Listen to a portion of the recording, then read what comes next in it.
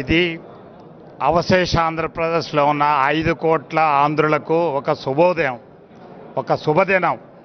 జగన్మోహన్ రెడ్డి గారు ఈరోజు అమరావతిలో తన సొంత ఇంటిలోకి, తన సొంత కార్యాలయంలోకి ఈరోజు రావటం నిజంగా కూడా ఈ రాష్ట్రంలో జరుగుతున్న ఈ దమన నీతిని అంతా కూడా చూస్తూ ఉంటే, అంబేద్కర్ రచించిన రాజ్యాంగాన్ని పక్కన పెట్టి ఈ రాష్ట్రంలో చంద్రబాబు నాయుడు గారు సొంతంగా ఒక రాజ్యాంగాన్ని తయారు చేసుకొని పోలీసులతో అసలు ఎలక్షన్ కమిషన్ ఒకటి అనేది ఉండదా ఈ రాష్ట్రంలో అని అనిపిస్తూ ఉండదు.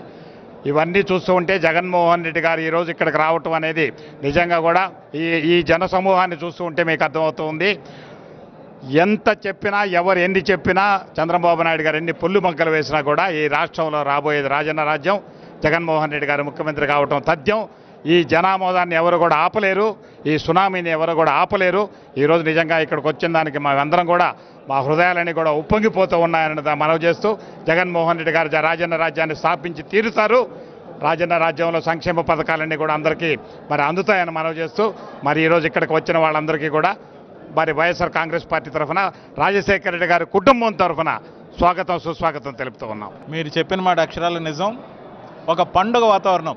ఏదైతే జగన్మోహన్ రెడ్డి గారు ఈరోజు తన స్వగృహాన్ని ఇక్కడ ప్రారంభించడంతో పాటు పార్టీ కార్యాలయాన్ని ప్రారంభించబోతున్నారో, ఈ రోజున ఏదైతే చంద్రబాబు నాయుడు గారు ఒక అక్రమ కట్టడాన్ని సక్రమ కట్టడంలాగా మార్చుకొని ఏదైతే కృష్ణా కరకట్టన ఉంటున్నారో అలా కాకుండా, అంతేకాకుండా ఈరోజు ఇక్కడ ఈ బిల్డింగ్ ఏదైతే ఓపెనింగ్ అయిందో దాని ద్వారా క్లియర్గా ఒక మెసేజ్ పంపడం జరిగింది.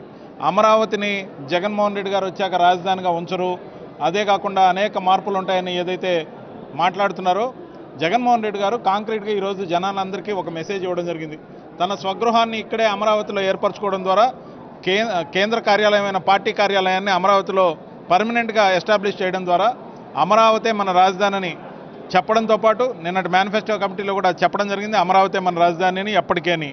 దాంతోపాటు ఇలాంటి డౌట్లన్నీ క్లియర్ చేయడంతో పాటు ఈరోజు ఇక్కడికి వచ్చిన జనసందోహం, ఒక ఉత్సాహభరితమైన వాతావరణం ఏ విధంగా ఉందంటే, కాబోయే ముఖ్యమంత్రి ఈరోజు గృహప్రవేశం చేస్తున్నట్టు ఏదైతే జయధ్వానాల మధ్య జగన్మోహన్ రెడ్డి గారు తన స్వగృహాన్ని ప్రారంభించడంతో పాటు వెంటనే ఇక్కడ కార్యాలయాన్ని ప్రారంభించడం చాలా మంచి రోజు. ఈరోజు ఇక మీదట ఇక్కడి నుంచి వైఎస్ఆర్సీపీ కార్యక్రమాలు చాలా ఉధృతంగా జరుగుతాయని చెప్పి తెలియజేస్తాం.